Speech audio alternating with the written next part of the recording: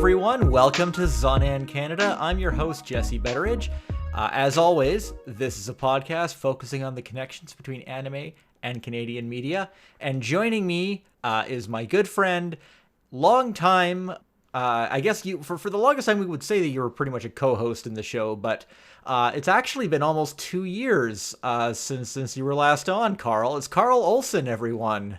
Hello, everybody. It's Karl, aka Ultraclastron, who does theme music for the show and so on. And yeah, no, it has been a minute, but it's because you've had many illustrious guests able to turn up and speak to different topics, which is something is a better choice than just having me on for the sake of having me on. But I think for what we're talking about this episode, I am an applicable guest, so. I agree, and I also have to point out there have been numerous long hiatuses, also as a result of my decision to just not have the two of us chat randomly as often. And the reason we're doing it this time is because the day that this episode is going to be released, or probably be released, is going to mark a very terrifying anniversary. It is going to be the 20th anniversary of Zannen Canada. As a brand, as a blog, as a podcast, as whatever you think of Zannen Canada to be, it's going to be 20 years old. I don't know, I guess there's worse ways to spend 20 years of your life. Yeah, Karl, you've been at least on the sidelines of this whole thing since the beginning. Do you remember? It all started with like a thread on ToonZone. I can't if anybody remembers ToonZone. The rough part, and came up the other day, out of sort of a very weird set of conversations on Blue Sky that made me go try to look up some old terrible reviews I did. I was like, oh my god, none of that stuff was archived on archive.org. And so all of the, it would have been great to look back and be like, who nudged who into like you doing this and looking back at that thread specifically. But if the articles aren't archived, much like many forum threads, and to be fair, many other forums, so much of that stuff is now very solidly in the lost media category now, and with very, very unlikely to be recovered. So I don't know the details for sure off the top because it has been so long, but I do know that was something that came out of, I think in some ways, ToonZone only having so much capacity to cover stuff, and you having the knowledge and perspective there to cover it. So I put it this way, had you asked me back then, I definitely would have been like, oh, just do a blog, thinking like that's normal, even though that was not. But growing up in Seattle, I thought it was normal. Yeah, see, I don't think anybody told me to do it. So maybe let's break this down. If you're not familiar with ToonZone, it was a news website about animation. And it had a very large forum. Some might say the forum overshadowed the website. Oh, geez. Like it never happened with any forums and their associated websites. Yeah, I mean, certainly not like the most notable forum of the O's. That certainly was not the case with its front page content. No, I mean, it was interesting, though. Yeah, there was definitely a time where ToonZone's forum preceded the reputation of its news, but the news was great, and it was something that provided me with skills that, if not directly fungible, still have left me in better stead than many of my peers in STEM. Yeah, and ToonZone does technically still exist, but we've talked about this on the show already. It's under the name Anime Superhero. I tried to go to the Anime Superhero site as part of this chase with Blue Sky, and nothing was loading. So I don't know if that properly exists right now, or whether there's in the middle of like site something rehashing or whatever. But yeah, it's for a long time though it was quite a force. It got name dropped on Adult Swim. Yeah. It was the kind of thing where if you told an animation studio or an animator, hey, I'm with them, it would open doors. I got to go tour AKA Cartoon in Vancouver because of that. I got to see all sorts of screeners for shows well before they aired because of that. Like it being a albeit unpaid volunteer reporter for a media conglomerate that was always, I guess, technically in the red. Hey, still, what the work that we were churning out had some respect on it, I guess. Yeah, the forums were a bit of a weird place. I remember it took a really long time for them to have an actual dedicated anime forum. They were resisting that for some time. They preferred to just kind of throw everything together and categorize it differently, which I almost, that was almost kind of admirable in a way. Everything was always divided based on American television. Of course, you had there was a Toonami forum, there was an Adult Swim forum. There were forums based on the way that you saw shows in America, and that dominated the discussion. But there were lots of people from around the world, and so much of the discussion was colored by the Toonami fandom. And Toonami, at this point of time, which was like between 2001 to 2003, this was that kind of golden time where we were at the height of the Pokemon craze. Anything that aired on TV was going to have like a heightened impact. Very brief period of time, but you could throw anything on TV and it was going to be better received, and better received than it would be, I think, at any other time before or after on Cartoon Network, at least. The big thing was that none of these shows were airing in Canada. We've talked about ad nauseum on this show before. YTV aired Gundam Wing. It didn't. Obviously, they didn't have a lot of faith in the show, and we just didn't get most of that Toonami stuff for that 3-year period. And as a pretty obnoxious 17-year-old, that really annoyed me. And no one told me to make a website or a blog. I would just, complain about it on Toonzone a lot. And I said, I'm going to go make my own website where I complain about this and bring attention to it and, make real changes in the world that matter. And you're all going to understand why this is important. It's not just going to get buried under all this US-centric stuff in this forum. And I had no idea what I was doing. Honestly, I never had any idea what I was doing. I still kind of have no idea what I'm doing with all of this. Behind the scenes, I don't know what the fuck's going on. Yeah, I just kind of grabbed together whatever connections I could. I knew the guy who ran Sonic HQ, Zifei Wu, who was... He wasn't on Toonzone, but a lot of people on there knew him through other communities. He was running this website called Pathea.net. It was a really unfocused animation site because at this time he was just kind of trying to get something off the ground, some kind of brand. And I asked him, can you host my website? And he said, sure. You can just write a couple articles for this site. So I wrote some bad articles on Pathea.net, and he just hosted my website for a couple of years. And that's kind of where everything took off. There was no domain name or anything. I was just had this very, very hostile, very tasteless, poorly researched and conceived website called Zannen Canada, thrown together with Japanese that I've learned in high school. Although I will say, Zannen Canada as a brand, as a phrase, I think has held up extremely well because it's catchy. It's catchy, still it's short, valid 20 years later. Yeah, it's catchy, it's short. I don't think it will ever not hold some weight in some capacity. But no, I think honestly, sometimes you're very lucky when you pick branding when you're a teenager because it makes perfect sense for what you're doing for the next, chunk. And then sometimes you're like me and you pick a name that makes a lot of sense for doing drum and bass music. And then you start doing rap and you're like, that was too many syllables for that, but I can't change it now. And that kind of thing, so you got to take the wins and the losses there. But it's, no, I've always, the interesting takeaway from it, especially with the context of recently trying to be I just need to find this article where I reviewed terrible Miss Dr. Seuss tie-in pancakes so I can throw it up as a joke, and I can't because I entrusted even my goofy work, let alone the more serious stuff where it's I interviewed Koge Dombo, I interviewed all these folks, interviewed Travis Willingham, who was VA for Funimation, all these folks.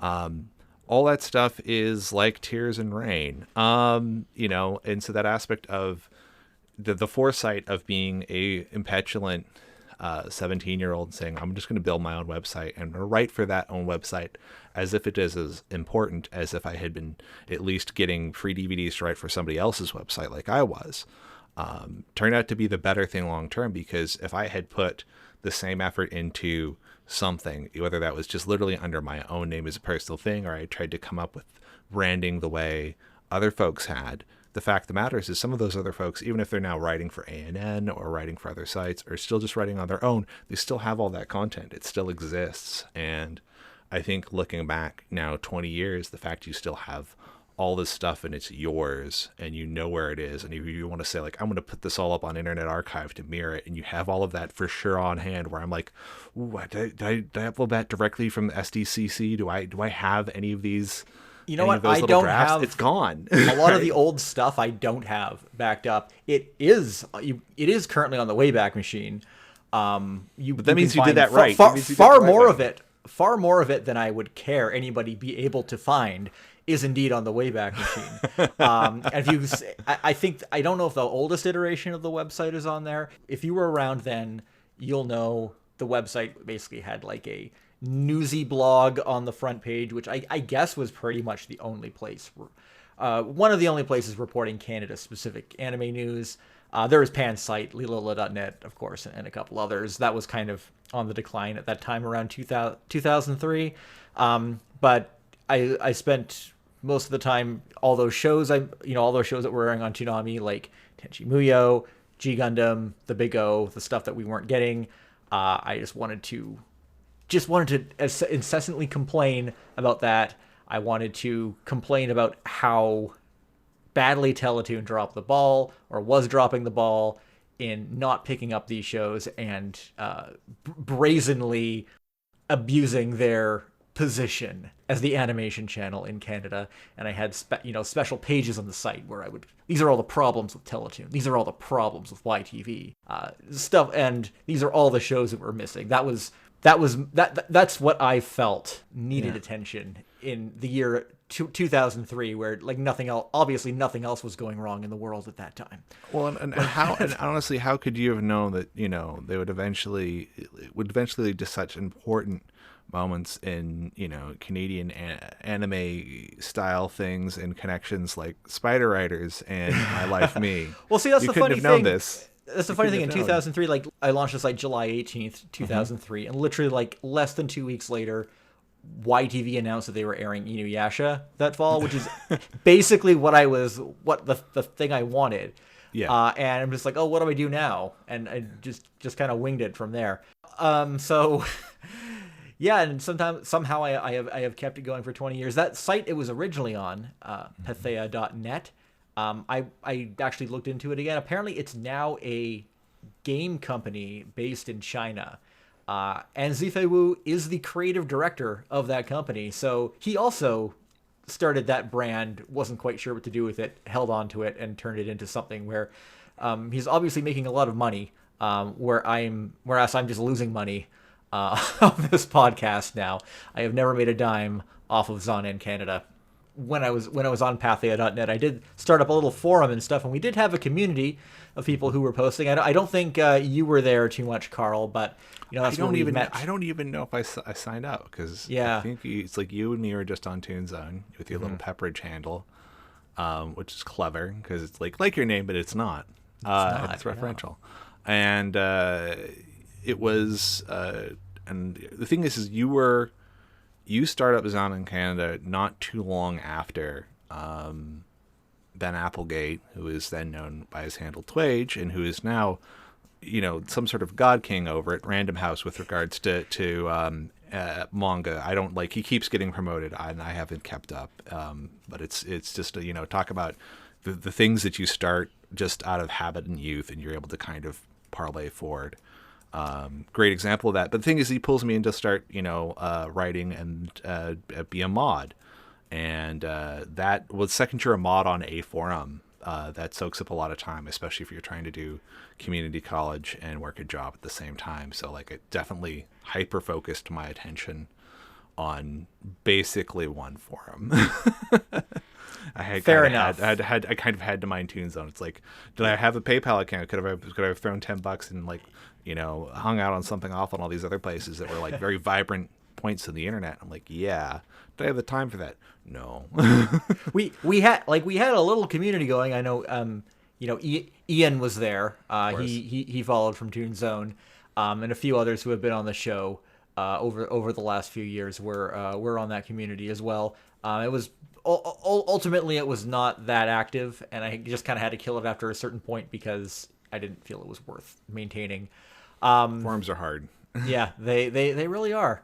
And also just finding hosting for a website is also hard. I was only on that place for a couple of years. Then I had to move it over to another site run by a guy I had met in person at some conventions in Vancouver. It was anime-source.com. It was supposed to be like a catch-all anime website, but it was actually just mostly a torrent website. But I had his domain name at that point, zannen.ca, which I have held on to all that time. So I didn't have to worry about anyone knowing what site my site was actually connected to. I could just do my own thing.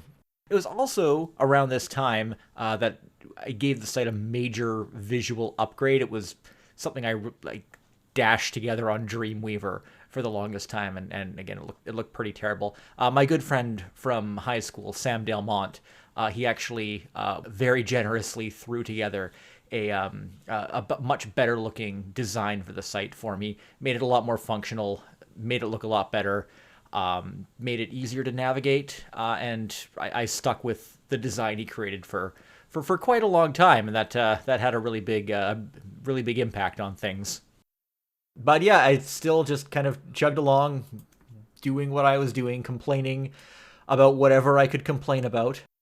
I want to talk a little about Teletoon later in this episode, but Teletoon was always a nice big target for me, because there's lots of good things we can say about Teletoon, and we should focus on the good things because the English version of the station is gone now. But to a real one, which is wild. Yeah, it is. It is pretty crazy. But they always made themselves an easy target. But I would still try to get that news out there. I know it did get the attention of like Christopher McDonald, who plugged the site as much as he could, or was able to get people to over at Anime News Network. And I'm still surprised by how many people remember that old blog sometimes. Which is it's nice when you find someone who tells you, "Oh, I followed you since 2003," and it's like, shit, really? Oh dear. Yeah. Please forget some of that. No, it is truly. It's bad. Bizarre. The website is all bad things. Don't look at it. Like, it is truly bizarre. Anytime there's like a creative, like there's like like a VTuber will be like, "I listened to your raps when I was in high school." I'm like, that was a terrible decision. Why did you do that? But then you're like, at the same time you have to be like, that's really cool, and you have to respect that, like you have encouraged people to like. It's one of those things that you kind of have to appreciate that, like, yeah, maybe not everything lined up the way one expected, but if you've nudged somebody else forward into something, that's not everybody gets the chance to do that. The internet was really good for letting folks like you and I do that stuff without sort of any sort of constraint or forethought. We just could just go for it. It was a lot easier to do it then than it is now. I don't not only because of the options that existed if you were resourceful, but just the fact that people would go to your website, or you could get people to go to a website. That's the hardest thing now. You make a website that's not in one of the silos. Very difficult to get anybody to care. It's very the thing is like now it's like hosting's MBD, $5, throw a drop up on DigitalOcean, click the add a blog script, you're good to go. It's not it's a lot easier than it used to be, in many key ways, to the point where it's all like the idea that like, if this person learns how to make a blog, they're going to be able to like make a living. It's like, no, because there's no effort in like setting that part of it up. Like the finesse now is in building a brand, because the tech part has been so blessedly abstracted that you don't have to like muck around in a Unix system with FTP permissions and crap like that just to like set up WordPress or B2, right? Yeah. We're in a better era, because I think I even remember one time you're like, what CMS should I use? And I'm like, oh god. Like it's the entire time it was like my entire time operating that site was just like me constantly asking you and other people I know like random tech questions, just kind of patching it all together and never really understanding how any of it went together in the end, and I still don't. That's at the same time, I guess it's kind of impressive because I was able to without any of that tech knowledge, and for the longest time just riding on anger over shows that didn't air on TV after a certain point would have been years ago, because I got so much mileage out of being angry about not being able to be there not being able to see the prime Toonami years myself and all those shows we missed out on, and at the same time coasting on this complete lack of technology and just knowing people who could kind of help me out. I guess it's kind of impressive in a way. I guess I should go with a positive spin, maybe. Yeah. Well, and it's about the connections, right? A lot of this is just, the people who you and I became friends through the forums and through that kind of stuff like that, linked up. Like, when was the first time we met? I was talking about this with Danielle the other day. The first time we met was SakuraCon 2006, and I ran into you and Sketch and Lance Haskell at the Funimation booth at that con. That's when we all first met.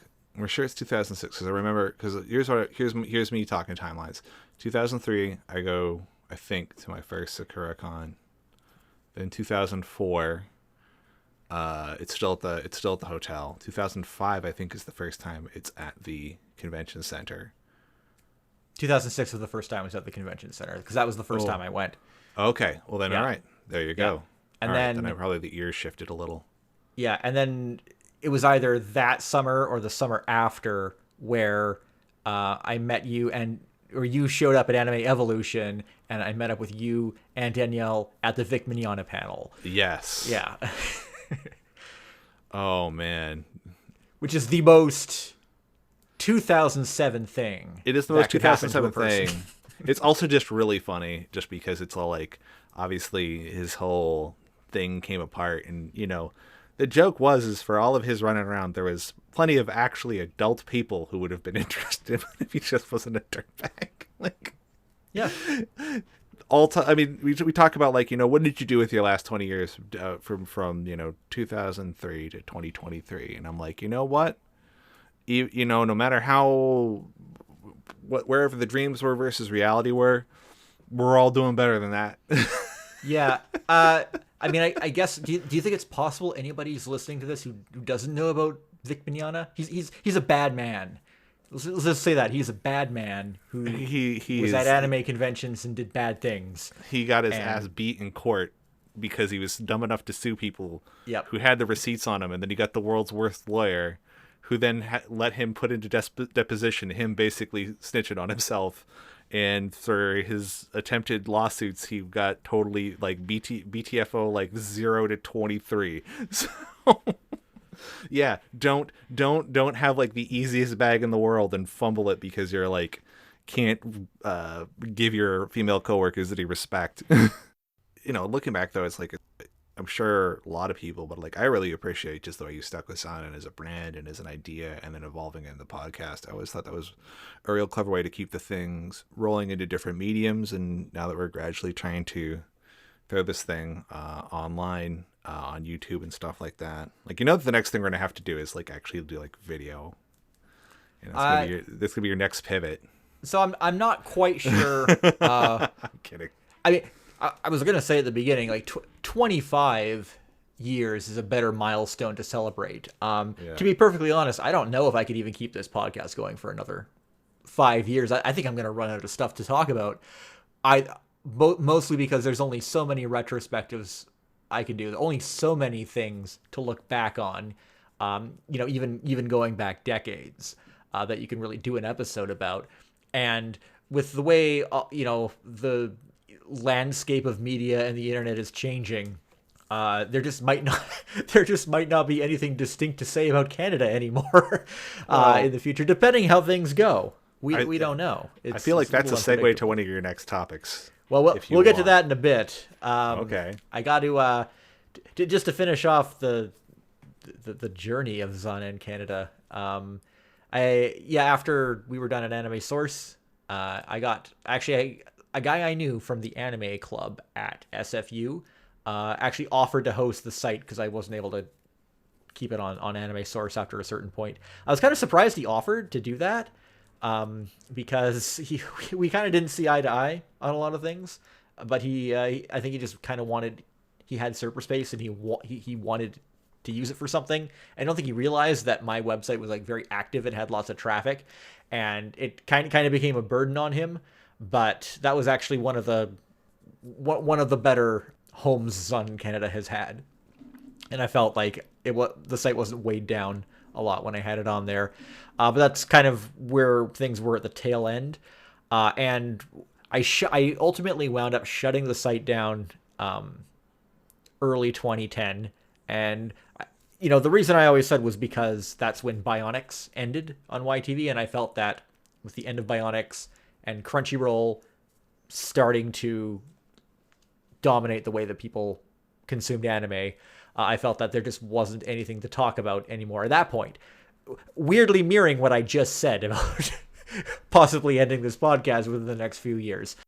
But the other reason was that I was being kicked off the host, and I just didn't want to bother to find anything new at that point, at least not that would allow me to run the site the way I had been running it up to that point. And I had stripped things down. I took off all the pages talking about specific channels in Canada. It was pretty much just a news blog at that point, where I sprinkled in far too many opinions.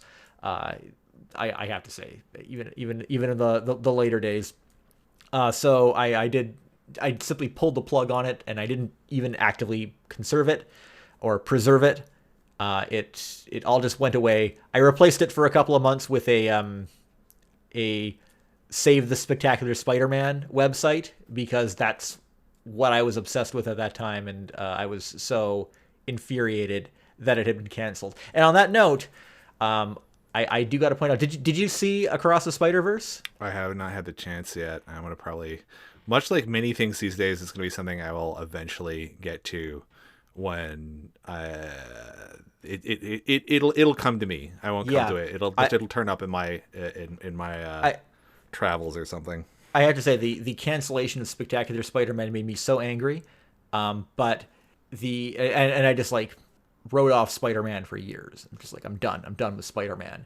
But justice has finally been delivered for Spectacular Spider-Man fans with that movie, because not only does he make Spectacular Spider-Man make a cameo with Josh Keaton doing the voice, they actually adapt a scene, like a Spectacular Spider-Man version of a scene from the comics that show didn't actually get to, which I thought was a really cool way to homage that. Not something I ever expected to see from another creative staff, because it always kind of felt like Spectacular Spider-Man never got the respect it deserved from especially like the people who made the Spider-Man movies. Well, that's the kind of thing, though, is that if there's one Spider-Man, if there's one superhero thing that gets the value of creative input, in variety of creative input, the Spider-Verse films may be literally the only ones that actually get it in terms of Hollywood film. Like everything else is, it's not about is like, we're doing two things to do two things. They're putting things together and drawing influences together because they care. So of course, if anyone was going to do it, was going to be them. Yeah, Spider-Verse is great because what separates it from other superhero movies is that it's not just adapting the stories or the character arcs or adapting those, quote unquote, adapting those into film. It's adapting the legacy of all of the people who worked on Spider-Man in any kind of creative capacity, the writers, the artists, everyone who worked in the comics, different animated shows, different interpretations. It just kind of acknowledges it as this, for lack of a better term, the brand of Spider-Man is just this living entity, this living, thriving entity that just accumulates from all these different sources, and these movies capture that so well. And it really is a shame that Phil Lord is apparently a giant dick, the way that he manages that production. But a lot of people who make good movies are horrible people, so it's not that surprising. What are you gonna do? It's the poor animators in Vancouver are taking the brunt of it yet again, though. Well, the more of them need to pull lower decks and unionize. Shout out those guys. Agreed. Getting that done. Well, like I said, you showed a lot more commitment to it in some form or the other than I have. Like the last thing I wrote, and I originally pitched it to ToonZone, and it didn't end up there, probably because it is an absolutely unwieldy mess. It's my like 5,000 word dissection of Fully Cooley Prague, and I'm obviously glad that I put that on my own website now, because it still exists easily, and it was something that even DeMarco liked. But it's a reminder that's like that's now pretty far back. And you've we're getting more Fooly Cooley. They're doing more of those for Adult Swim now.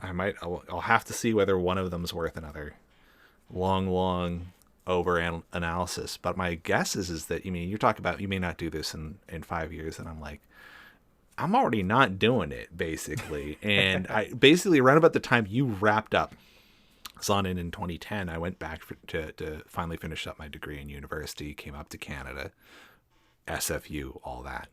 And the amount that I wrote just fell off. Like, it was already beginning to fall off. It's like the amount I wrote, amount that was on the form just fell off, because you can't do that when you're doing a STEM degree and you've already done all the undergrad stuff in community college. You're just all I'm doing is taking very difficult coursework. And after having let the prior coursework get a little rusty. And so to see you through master's degrees and so on and so forth, and, all the different things, and finding different ways to keep this rolling is truly notable. It might just be because I had nothing better to do with my time. That's how it started. And maybe the situation's only gotten a little better. Well, there's certainly worse hobbies. Yeah. Also I should acknowledge that Zannen Canada was basically non-existent for like 5 years. I did replace it with a blog called Sitting on an Atomic Bomb, which was just dreadful, unfocused nothingness that you can just forget about. But yeah, then I brought it back as a podcast in 2015 because I thought, it looks like there's stuff to talk about again. And I can go back and maybe re-explore my very unfinished, unpolished ideas from my youth and turn them into something. And I don't know if I have quite turned them into something.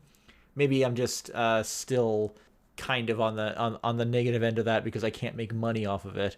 But yeah, I think for posterity's sake, I think the podcast has gone well. As I kind of alluded to earlier, I haven't been putting out as many episodes. There have been a few things that people have wanted me to talk about that I didn't want to do a full episode on. I guess we can kind of touch on those now. We started talking about this earlier with Teletoon. How, as I'm sure many of you know, the English-language Teletoon television station is gone. It has been rebranded as Cartoon Network Canada, and Cartoon Network Canada has been rebranded as Boomerang Canada. This does not mean that Teletoon is dead, because there's still the Teletoon Plus app, which you can buy as get as an extension on Amazon Prime, and the French Teletoon is still there. And some might argue that the French Teletoon is in fact the real Teletoon, and that the English Teletoon was just a weird mirror image of the French version. I always kind of saw it that way. It's like you see the French version of Teletoon and you're like, oh, that's why they did things that way. That's why they aired that weird stuff on the English language Teletoon, because they were just kind of conforming to what they were doing on the French version of the station. And that French version of Teletoon is still it's still very popular and still a pretty big deal to French speaking audiences. As well, but I guess despite the fact that it has proven to be a strong brand with English audiences as well, it's gone now, and that just kind of made me think about, for years, if there's one thing that's been consistent with Zannen in Canada over the years, it's been focusing on its negative qualities. But I think there are a lot of positive things to look back on, especially if you go back to like when the station started in like 1997, 1998, when it was born from this regulatory policy experiment of genre protection, where different companies would basically get the right to make a cable station, this uncharted frontier of higher tier cable, to make a station that would be focused on a specific genre and they would have the exclusive rights to control that genre in extended cable in Canada, with the expectation that they would produce original Canadian content. Interesting approach to this. It only kind of worked, but it definitely got interesting results. And those results just kind of got worse over time as those regulations were rolled back and corporate consolidation happened, which is to be expected in Canada, I guess. It ran into some very weird sort of convergence of forces, because there was obviously eventually things that came out of the CanCon process as critiqued by you and many others that eventually did find its way to the States and found strong audiences. Like that's, total drama is obviously never going to be something for me, but obviously is something now.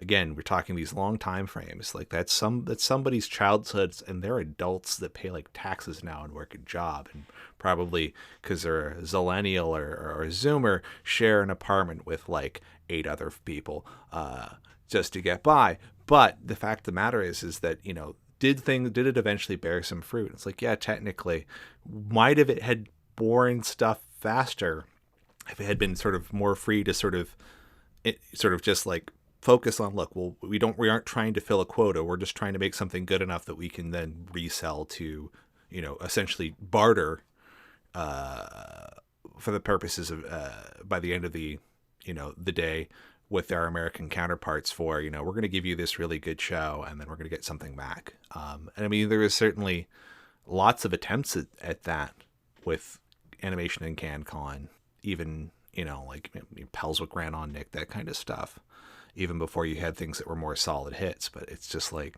it's weird to think that, like it's gone, like that process, because it's like, I don't feel like now something from Cartoon Network Canada that's made for Cartoon Network Canada is gonna filter. I don't think they don't make anything for Cartoon Network Canada. Yeah, like they just fill time with older productions. Yeah, it's like I don't see why they would ever make something again. Yeah, because like the whole idea is that it's just a monument to the failure of to the ways that CanCon policies have failed in Canada over the years. I say CanCon policies in Canada as if they exist in any other country.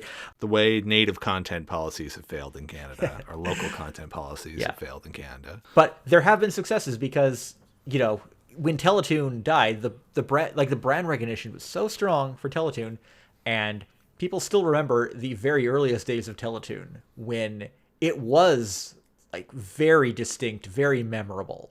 Like you look at their old programming bumpers, and they were just wild. Like you wouldn't expect that from any other station today. So, or even then, they really stood out. And their entire approach to having this really diverse schedule with shows from around the world and other shows that were exported. Like, I mean, hey, Angela Anaconda has always been something that people like to make fun of incessantly, but people still remember it. It is still, when people talk about it, like, exactly what it is. Well, else is like, how many cartoons got to be in front of like a Digimon movie, right? Yeah, that like, there was that aspect of putting those things together, saying we need these things to exist, creates these like unexpected opportunities, externalities where some of that content gets seen by a ton of people who weren't going to be exposed to it otherwise, or it gets bundled into things. It's like Angela Anaconda stuff also came in through like Kablam, through Nick. Like there's a bunch of these little things that came in through the corners by it existing. So the idea that like, oh man, like, the rough part now is like, that cultural exchange there is just obviously gone with the modern format of it. And there's nothing, to fill in the gaps quite in the same way. You're not going to have, you are much more likely to have a U.S. company paying to have something animated in Vancouver, either because it was non-union or at least because they had the bandwidth. And then it's just for an American IP. Like, Lower Decks is great, but it's just, it's not an opportunity necessarily for local voices to create something with local talent and then say that's of value to the rest of the world. And it is weird that even during that time frame, probably one of the better examples of that was Ed, Edd n Eddy, and that was Cartoon Which Network did not writing qualify as check. Canadian content. Yeah. Despite because it was funded by, it wasn't funded through the appropriate channels. So and that's it's like, hey, it's it's Canadian voice actors, Canadian animators, in a Canadian studio, paying taxes in Canada, et cetera, et cetera, et cetera.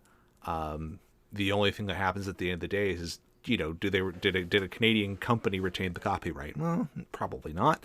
I don't know how ownership of that went between CN and AK at the end of the day, but at the ultimately though, I mean, like, they even made like jokes like Canadians wear guns in it, right? And they're just talking about turkey basters, and it's just, it's, oh man, it's sort of strange. It is weird to lose Teletoon, but it's also just like, it was built on questionable policy. I don't think that the policy was maybe questionable, but I think that the results were ultimately good, because I don't think that a station like this unique and memorable would have been able to exist without that experiment. Yeah. I mean, especially because they took they didn't take it for granted that, like, they had to prove themselves, because this was also they had to kind of simultaneously worry about, this is when MTV and Nick were both incredibly experimental as well. Cartoon Network was coming up.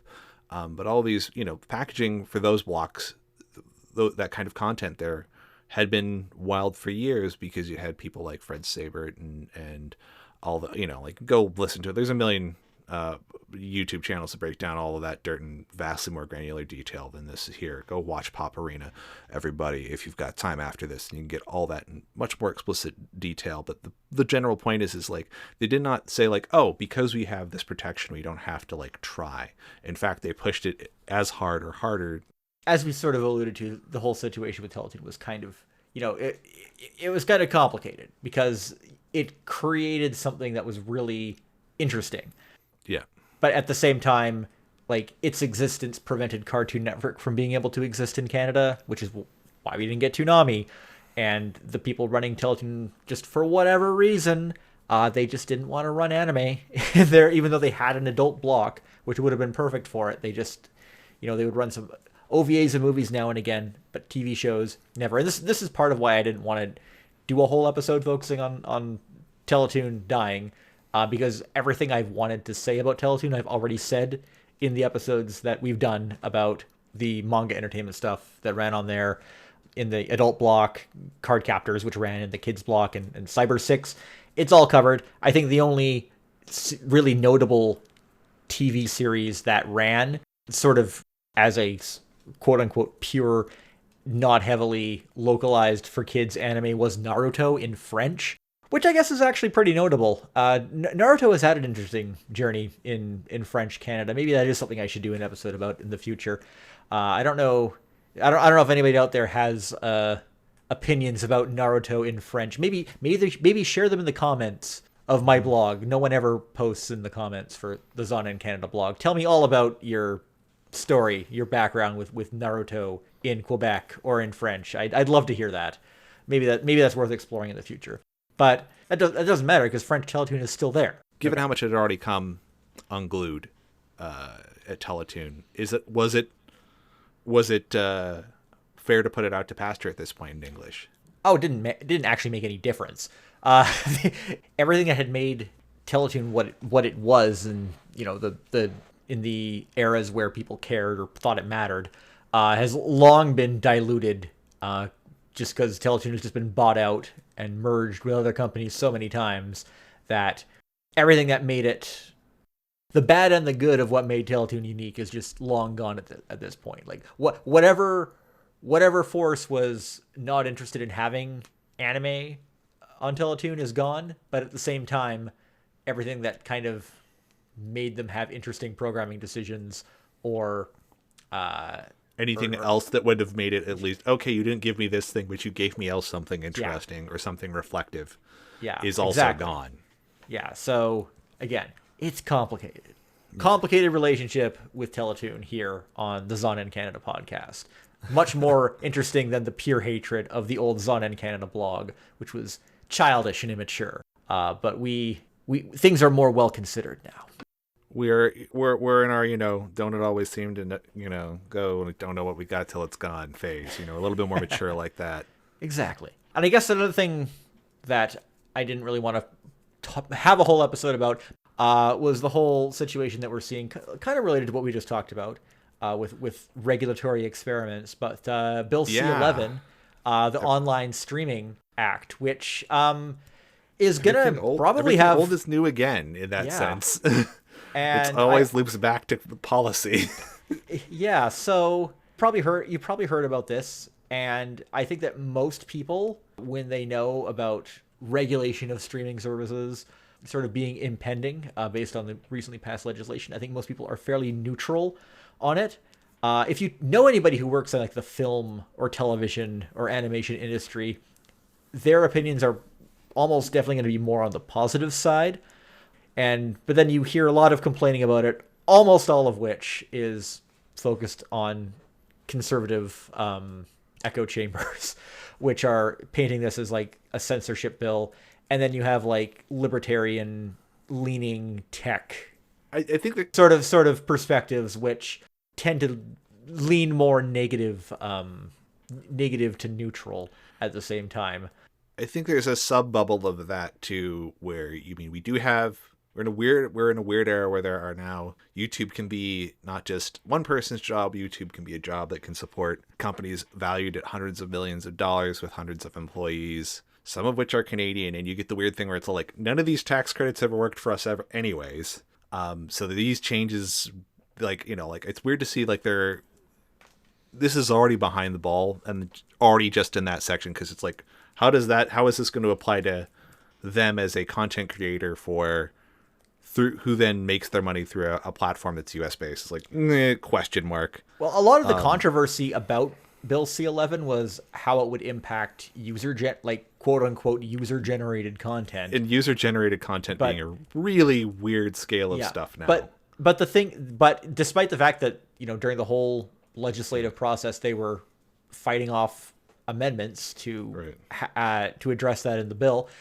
After it all passed, they just the government made a policy directive to the CRTC saying, don't regulate user content, effectively killing that entire basis of criticism against the bill, which I don't understand why they did it that way, but that's what it came down to in the end. And now it's mostly a matter of how you feel about the idea of CanCon, what it is, what it should be, and how it's going to apply to streaming services. Well, and who can access it? Who can gets back into that thing of like, there's all these sorts of little bonuses and stuff that theoretically, if you can manage the paperwork, any Canadian creator can get.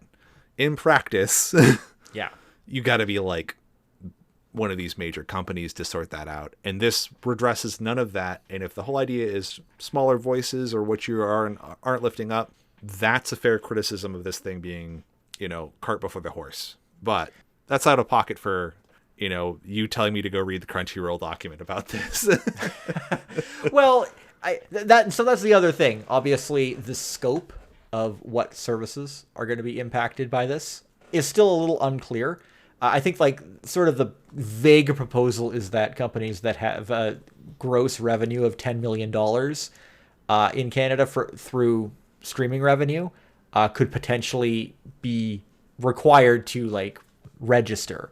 And this could potentially, impact anime services or services that people use for anime. And, going back to how regulation impacts anime, as might be expected, Crunchyroll and AMC, who owns High Dive, and Tubi, and, the companies that provide most of the anime through streaming, they did submit interventions. They were a little interesting to look at. So my opinion on this is that I don't think that anime is going to be heavily impacted in any way.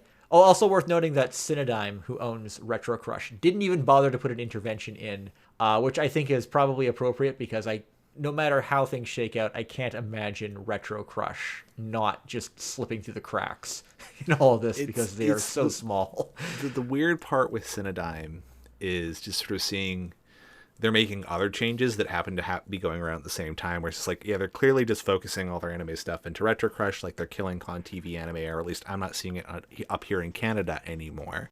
But that makes sense if you have Retro Crush as a brand instead. Why would you run two streaming channels, some of which, for a while there, both of which had fast channels as well on various and sundry apps, competing for the same set of eyeballs, basically. And actually, at points, I think we're running like Boogie Bop Phantom against each other, dubbing and subbed.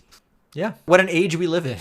Yeah, I mean, that's the flip side. Is like, what was a big part of the drive, looping back, big part of the drive behind Zannen as a blog was like just access and getting things. And now, well, it's there. We all have the access.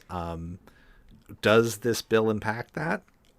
So if you look at the Crunchyroll submission, it's a little funny because they very weird. They seem it reads weird. They're mostly reiterating things or saying like, "Oh, we completely support what the commission is doing." I don't know if it is because they are lazy or just extremely confident, but they don't seem to be concerned about being subject to regulation.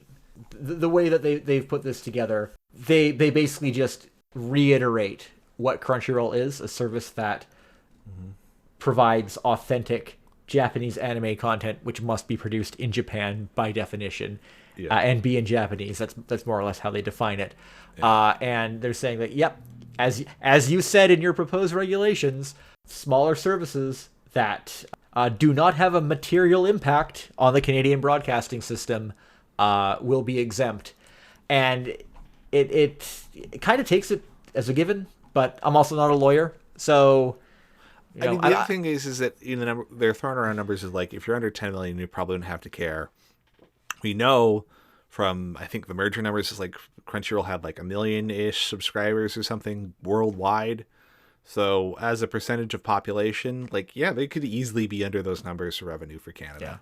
Yeah. The fact that there aren't any sort of like, there isn't that possibility of that, it's like, it's trickier, I think, maybe for the AVOD players like Tubi, which has to say like, you know what, theoretically a whole bunch of people could be watching enough Tubi because it's so broad audience that maybe they crack $10 million in ad sales in Canada. There's quite a bit more pushback from Tubi. They're basically saying that any service that relies on advertising should be exempt because they're feeling the heat from this a bit, I think. And honestly, I don't think that this is going to keep Tubi from operating here because they are run by Fox, so it's not like this is just a mom and pop company.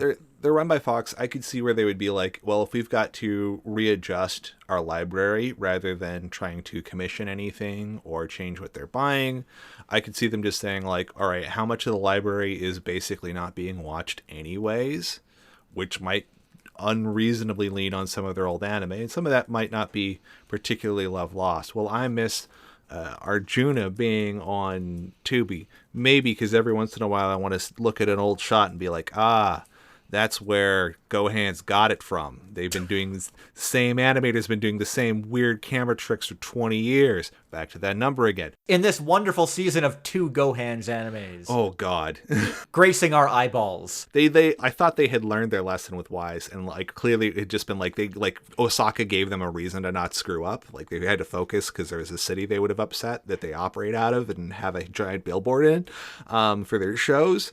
But clearly the second they're just like, the second they can have like a budget to move the camera around, they do, and they just don't need to. But that's an aside. The point here is that Tubi, they have a lot of weird old stuff on it. Like Dot Hack is up there terribly, but also like Cowboy Bebop's up there. And it's like, what are they going to cut? Well, they'll probably keep some anime, but if they had to sort of rearrange their library, it's going to be the weird fun stuff that, maybe somebody like Jesse or I has on DVD hiding somewhere. But otherwise, if I want to point somebody to some weird thing or I want to cite it, that just becomes lost media without these AVOD streamers. I think now. I think these things do have a place for, especially as Netflix is more expensive, no longer something you can account share, et cetera, and has a fifth the library of a Tubi, right? Just to clarify and stress as well, when you're talking about services potentially cutting content because of these regulations. I have to stress it's not because, or stress to the listeners, it's Yes. not because it's not Canadian content, because that's not how Canadian content is proposed to work in these regulations. The services aren't expected to have any specific percentage of Canadian content in their library, but regulated services are expected to have Canadian content prominently displayed on the front page of their site. Yeah. And so that people will find it the same way, that with the same ease that they would Yes. find content from the United States, basically, and other countries, but it's really the content from the United States that is the main focus here. And personally, I don't have any problem with that. I see a lot of people grandstanding about the rights of these companies to keep their industry secrets and not have their precious algorithms tampered The algorithm with. stuff is just nonsense anyways. Yeah, And it's something as we're seeing as social media comes unglued, as a relevant example here, all of this algorithm stuff's nuts. The fact that Threads launched with algorithms only and no chronological timeline is nuts. The way Twitter has been monkeyed with in all these ways is weird. There's a lot of room for an entity like a government, like the Canadian government, to say, for the purposes of what's being highlighted on your platform, you guys are already, by and large, in no way empowering the user to make any rational decisions on this stuff. It is very telling that effectively the only two platforms out of all this social media implosion that seem to try to provide that is Mastodon and ActivityPub through an almost Linux-like level of technical density and imposingness that is its own constraint, and Blue Sky, which is very much about allowing people to build their own lists and algorithms and share them, and then build their own mute lists so that people can sort of say, like, I don't want to hear from these kind of jerks, and you just that person's reliable. It's very obvious that from those two examples alone that all of this horse shit from these tech companies about what they do and don't have to do and what they can and the tools they can and can't give you, the user, it's nonsense. So towards that end, in terms of, if you're a big company and you have to highlight some Canadian content because you're making $10 million a year, shut up. Throw a little list at the top. I know if you've got more content than friggin' Netflix at this point, you can throw that stuff up. Is it going to maybe be a stagnant list? Is it not going to necessarily rotate as much as your other what's hot lists? Probably, but it's easy enough to do. And it's not going to drive people off from it because you're an AVOD platform when everybody's broke. People are going to be turning to you no matter what. It is frustrating to see how many people in the grand discussion of all this seem to think that these tech companies can just do whatever they want, or should be allowed to do whatever they want. And I think that the regulations we're seeing in Canada right now, pushing back on that, even if they're not always doing it in the best way, like we look at the news regulation, that the news the news bill that's gone through recently. The news bill has gone through recently, but the thing is, like, that's the same stuff that, like, France has passed, very similar stuff that Australia's passed, very similar to stuff that California itself, the home of all these guys, is considering passing. So it ain't that out of pocket. Doing a link tax is not the best way of doing this, and it could backfire in the future. But it at the end of the day, it's just you have to. You can't just let these tech companies do what they want. You have to draw the line. They have to contribute to the country that they're in many ways exploiting. The countries and audiences that they're in many ways exploiting with seemingly no consequence for far too long.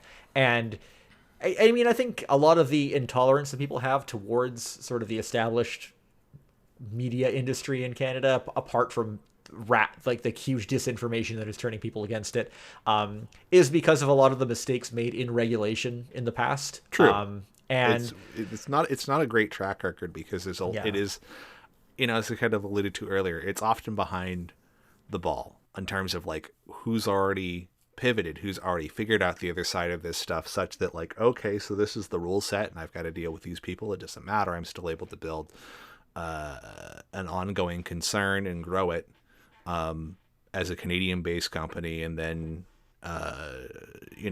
share that, be that face, be a Canadian face to the world through that as well. Those are opportunities. We have our Canadian influencers in various and sundry verticals and all that, and that's kind of amazing, and that's enabled because of these platforms. But that means that these platforms, obviously, if they can do that kind of thing, if somebody can I shouldn't say exploit them, but can leverage them, because they're being probably more exploited than they're getting leveraged. But the thing is that they can do that. That means that there's pathways there. So there is the aspect of how can the government encourage people to leverage those pathways versus a link tax, for example. How do you make these things optimized from that side? And then how do you sort of make sure that there aren't fingers on the scale otherwise? And that's a different kind of regulation than a link tax. And that's a different kind of regulation than necessarily even saying we need Canadian content specifically highlighted on these pages versus saying this algorithmic kind of stuff has to like hit the bricks. Otherwise, people should be able to drill down more effectively. You need to be able to provide the tools to the user so that they can find the content that they're actually interested in, not what you're trying to shove on them, not what you're trying to get back in the black on because you overspent. You spent $300 million on a movie that was maybe going to only ever make you $100 million in the best of worlds. No. Like all of this, like it's the kind of thing where it's like if there's something to complain about in terms of the regulation, it's not that it's there, it's that is it actually achieving the goal? Yeah. And going back to the mentality that the original Zannen in Canada was born from 20 years ago, I think that we're definitely better off now because we can still, our anime is not going away. I really don't think that we're gonna lose anything that we're getting now as a result of this, and I think there's a potential for good things to come from it. We could get new programs, new approaches to streaming in Canada could come out of this as well. It's hard to say. It's all a little up in the air right now. We could have another era of experimentation. Also, it could just be more regulatory capture from the usual parties. That's very likely, but we're already in a weird state just because Canada had been kind of dragging on AVOD advertising. I keep using these things, and I should, for the listeners who aren't familiar, advertising supported video on demand, AVOD, FAST, which is free ad-supported streaming television. In other words, linear TV on your streaming device. And Canada had been kind of dragging on that stuff, and suddenly is in the game on that through partnerships with U.S. entities. And that does ultimately provide a bunch of Canadian content a space, including legacy Canadian content, especially a space to continue to have a visibility here in Canada in a constant way, but also in North America and around the world in some cases. So those are the kind of things where it's like, those are the opportunities to be, if there's things that regulations can encourage, as opposed to positive versus punitive kind of approaches here. If there was things to try and push Canadian content into fast channels such that they were then, favorable for Roku, Pluto, etc. to pick up, that's valuable because those are audiences that are just kind of flipping through trying to see something. So if you can be there visible, that is the opportunity to draw people in and not only make sure that Canada gets what Canada needs from Canada, but that Canada is visible to the world. Yeah, I'm not as big a booster on the AVOD stuff as you are, obviously, but it is a neat little playground, and I think a lot of things can be born from this. It feels like it's where things are heading, at least in terms of regular TV. Obviously, maybe. so much of the rest of it is just like people, direct to people through like your YouTubes and stuff like that. We're getting to the point where I think I wish we'd just go back to regular TV. But I don't think we're not going to get that. It's not That's happening. Definitely not happening. It's not happening. But knowing that but the thing is, if you regulate knowing that that's a strong possibility, there's an opportunity for particularly for a place like Canada that has the full stack of talent, start to finish, to create, distribute all this kind of stuff. If that's what's getting the backing and getting the uplift, now more than ever, that isn't just you've provided that for here. You provide that for everywhere. and you pull the money back in. You stop being mined, and you starts coming home. So I think we got to wrap up. Yeah. Just before we do, there's one other thing I wanted to mention. I know that one thing that we have brought up constantly over the years is that certain companies like Sentai Filmworks and Discotech don't have distribution in Canada for their home video releases. I am happy to say that Sentai Filmworks stuff actually is now showing up at Sunrise Records. Wonderful. Unfortunately, it is off to a rough start. They've only gotten a few in, and they are very expensive. I think you got to drop like $90 on Made in Abyss Season 2, which is pretty, even... you know what? That's some 2003 prices. That is some 2003 prices, for sure. 2003, like, Genion in Canada prices.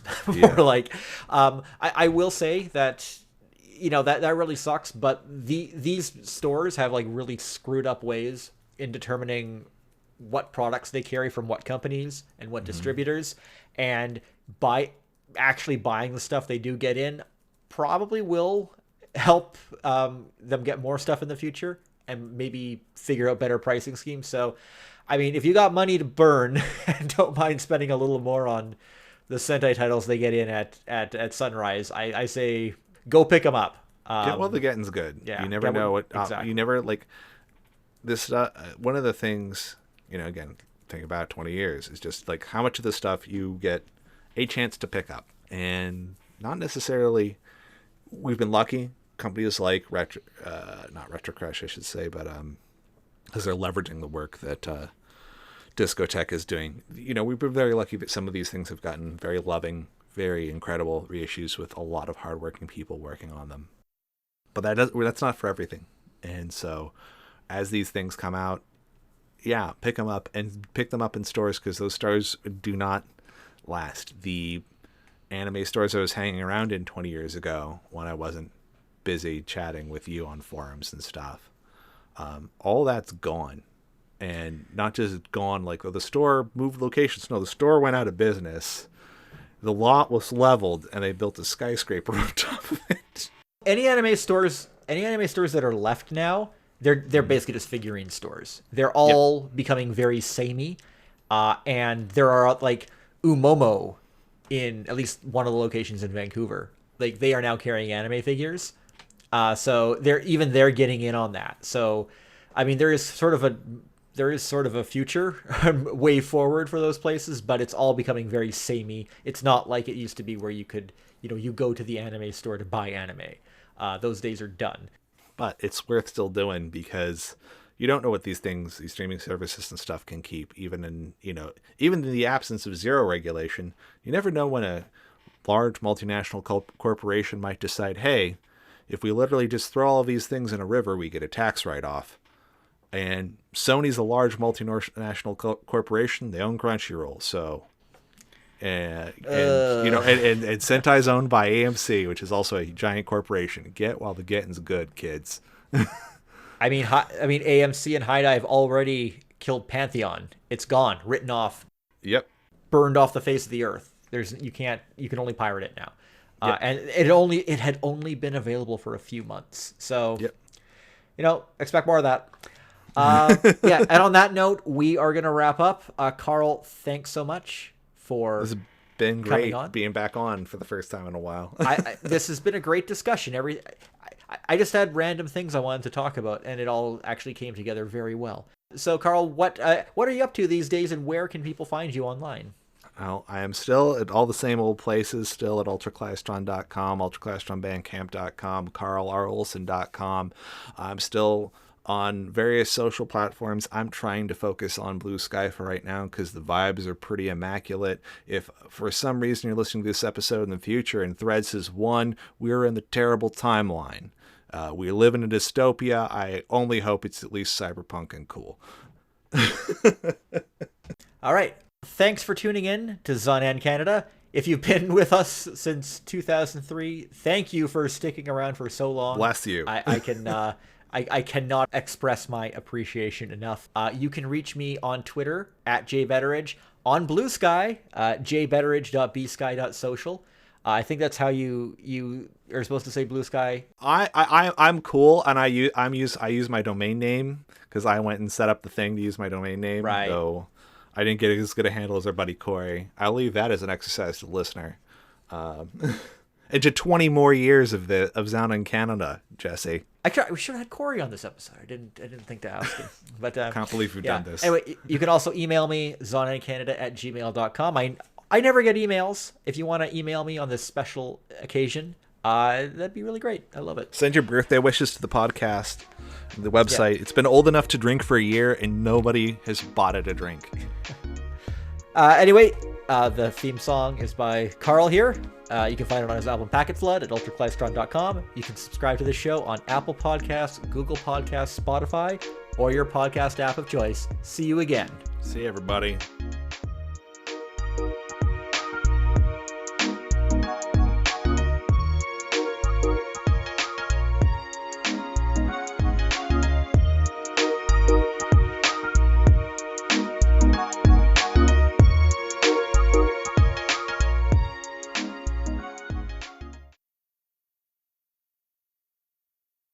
One thing that I meant to mention in the last episode, where we talked about Crying Freeman, was that he was in the last episode of the Crying Freeman OVA, because it was most of it was done by Streamline, but they never got to dub the last episode. But ADV picked it up and dubbed that last episode with their mostly their in-house guys, and one of them was Vic Mignogna. One of his role in that episode is just this guy who's masturbating. Just out while a bunch of people are getting killed around him, and he uses his Junpei voice from Persona 3. So it's funny going back 20 years to look at that, and you're just like, oh, this is he was actually at his most Vic right from almost day one. Method.